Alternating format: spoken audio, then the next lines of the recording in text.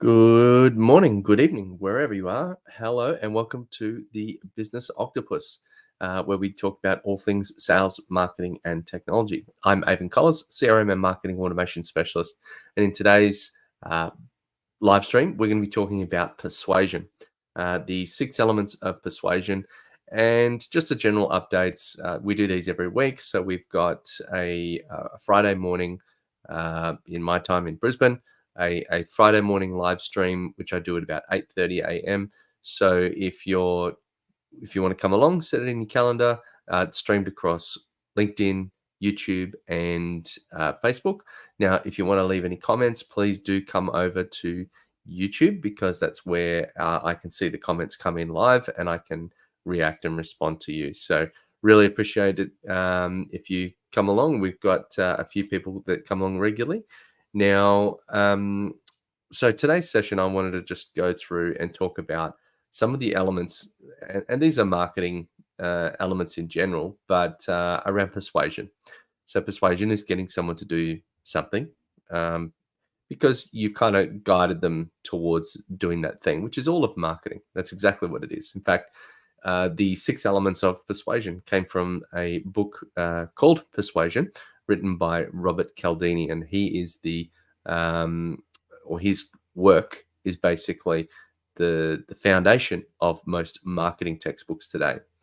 So I'm going to go through and just give you a little bit of an example of each of them, how they might be useful. And when you hear them, you'll go, oh, well, this is obvious. But if you actually employ them in your business, you would have a very significant improvement in the way that your marketing cuts through and just a greater understanding of the nuts and bolts of what you've got to do on a regular basis to make things move forward. All right. So the first one, let me just hide that one. So the first one is reciprocity.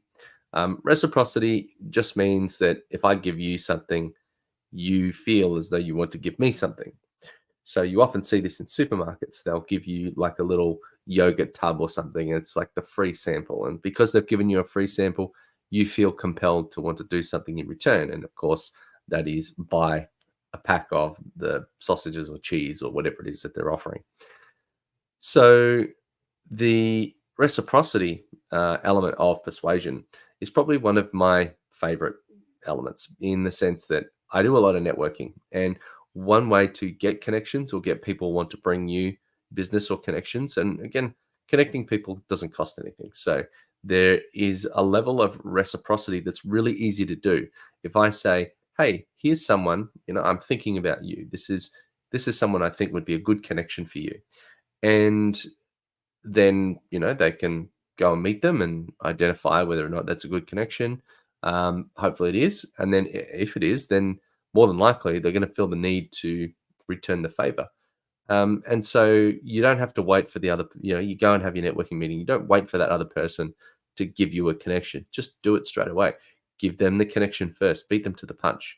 You look like an amazing person, and they then feel as though they need to return the favor. So reciprocity is a fantastic element of persuading someone to take some action. Okay, the next one is scarcity. Now, scarcity is, you've heard it all before, buy now and get a free set of steak knives. If you don't buy now, you won't get the steak knives. Limited time offer, offer ends this Friday or by the end of the month, or there's only 10 seats available. So scarcity can be manufactured very easily. And I think sometimes people use scarcity the wrong way. They use it to kind of create a bit of a false hype. And at the end, you feel kind of like cheated and lied. So I remember going to an event and they had 500 people in the room. And they're like, look, we filled the event. And that's because, yes, some people paid, but then they offered a whole bunch of seats for free. Then as they were only bringing out the chairs one at a time as people were turning up. So it's like, we completely filled it. We're out of chairs. They weren't out of chairs. They had another 1,000 in the back room. So it was artificial scarcity. And they just kept bringing out chairs as people come in. So they're marketed to like 10,000 people, but they make it feel as though this is a sellout event. And it was cool. I mean, there's some element that it was good. Like they probably got 70% or 80% of their goal because there was still room at the back. But they made it feel squishy. They made everybody push in together, which made it feel as though it was really exclusive and there was only so many seats available, even though it was a big event. There's other times too where this happens a lot with coaches and consultants, and I heard this mentioned last night by a friend of mine who she was talking about another coach or consultant, and the language that's used is like, oh, they don't normally come out and do this, or they don't usually do this, or it's very rare for them to do this. Like, it's probably not. They do it all the freaking time, but they just use the language. I don't normally do this, or I don't normally do that, and so you're getting a special deal because it's scarce. So scarcity can feel like a trick, and particularly me. I'm someone who asks the question, a lot of questions like, "Is this real? Is this legit? Why?" So scarcity. It is a viable tactic. I mean, at the end of the day, I provide a service. I have a limited bandwidth. So there is an element of natural scarcity. So sometimes I would say, look, if you want to work with me, I can only handle this many clients. And that's not me trying to use that as fear-based marketing. That literally is, I will hit a brick wall and crash and have no bandwidth left for anybody. So I have to limit how much I take on. So there is real scarcity and there is manufactured scarcity. All right. Anyway, moving on to the next one, authority. So authority is, it's in the word, being an authority. This can be done through a book or through a, regularly preparing content or some sort of like positioning that makes you seem the expert, or even not the expert, but someone who is knowledgeable. So if you are a beginner and you don't know your topic and you've got no idea what to do, you are a novice. Even if there is someone who's done, 1 or 2 years worth of experience above you, they are an authority. Even if they haven't done 10, 20 years of whatever task, they're maybe not a master or an expert, but they are an authority because they kind of know a little bit more. That's kind of like that thought leader kind of thing, where people are trying to produce content to make them seem like the expert or that they know a lot of stuff. And then that kind of gives you the right to speak on that topic or to provide advice on that topic. And that's one way to persuade people. So sometimes authority can be given through structure. So we have obviously police, and they have authority through uniform and through delegated authority through the state.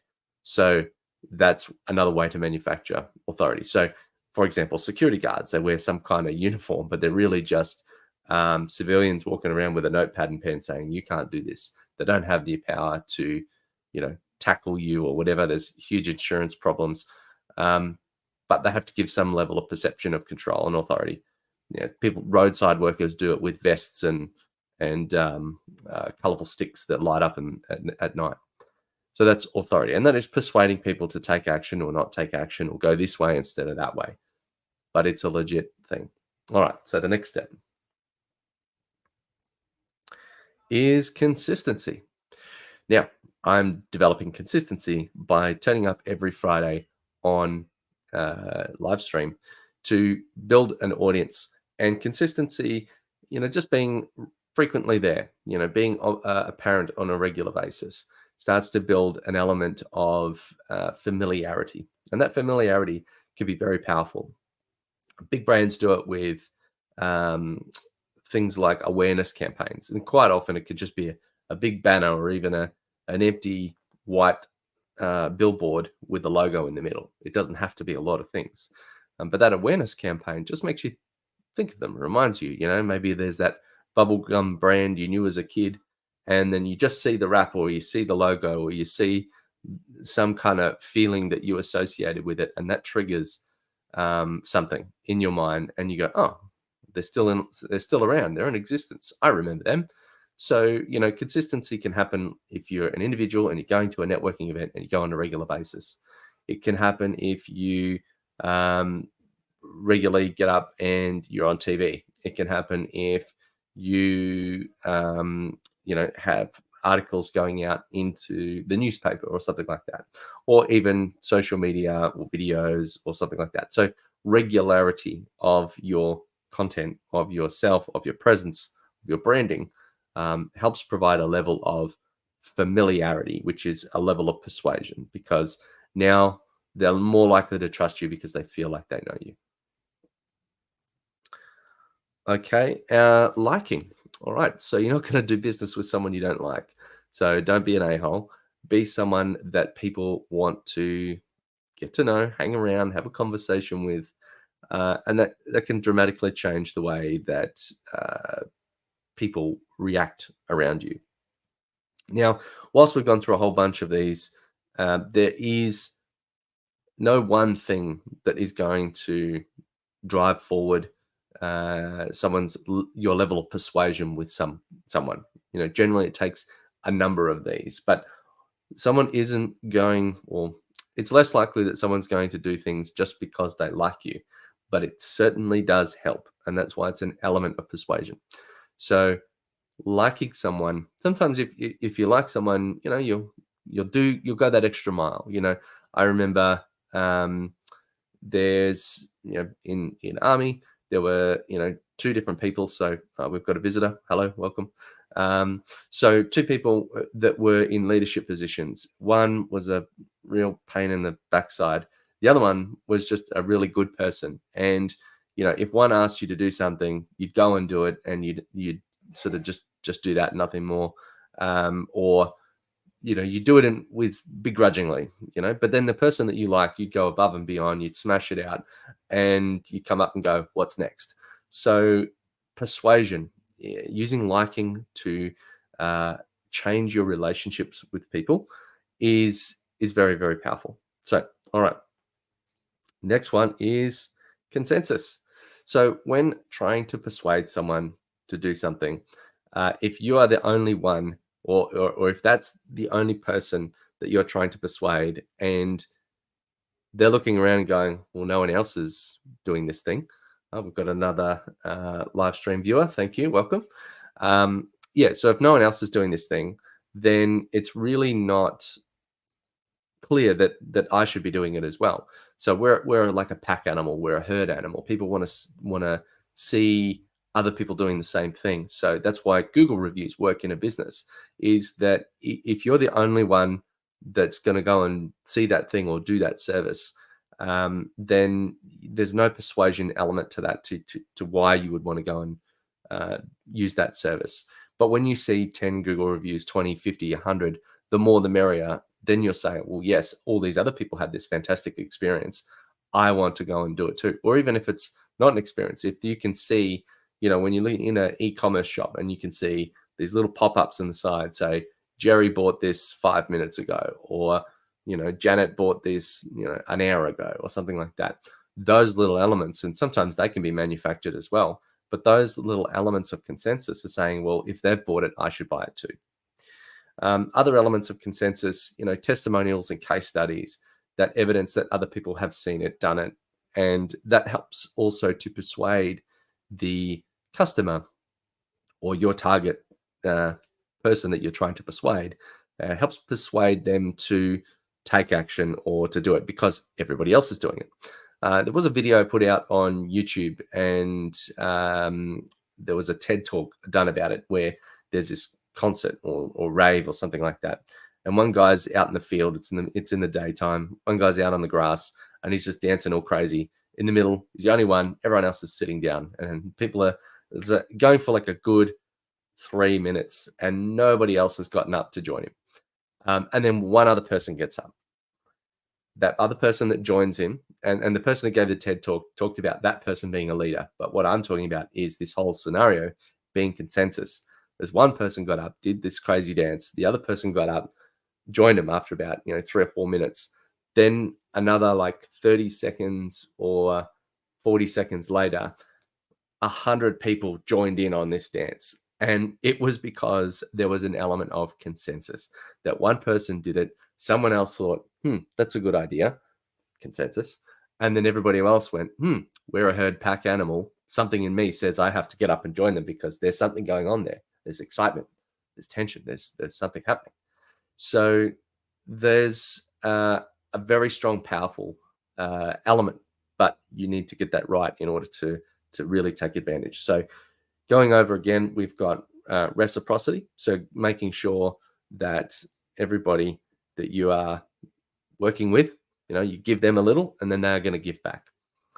Then there's scarcity, buy now, get a free set of steak knives. If you don't buy now, you're not getting the steak knives. I don't like this one so much, but it is real, and there is an element of that. As I was saying, in the consulting side of things, you only have a limited bandwidth, a limited amount of clients you could deal with in a year. So that is a real level of scarcity that you can use to help persuade someone. Look, I've got 5 other deals on the table. I can only take 2 of them. Are you going to come on now, or are you going to delay for 6 months? That can help people make a decision. Authority, getting people to say, yes, I have done this for 20 years, so that's why you should listen to me. Or I've got a book on the subject, or I've done a lot of research, and that's why you should listen to me. So there's another element of persuasion. Consistency, showing up. I'm here Friday, 8:30 a.m. Brisbane time every week. So, and then when I first started, I didn't really have any live stream viewers, and now I've got quite a few. But the fact that people see my voice, hear me talking about similar things or the same sort of vertical of topics every week, then they start to become familiar with me and they build a relationship. And that's where consistency comes in. Then there's liking. Don't be an a-hole. No one likes working for someone who's a pain in the backside, or even doing business with someone who's a pain in the backside. You like to like the person that you're working with. So it's a huge element in persuasion and can really turn people off if they don't like you. And then finally, consensus, that herd pack mentality, bringing everyone all together. Okay, so as I mentioned, that is my weekly live stream. I do these every Friday.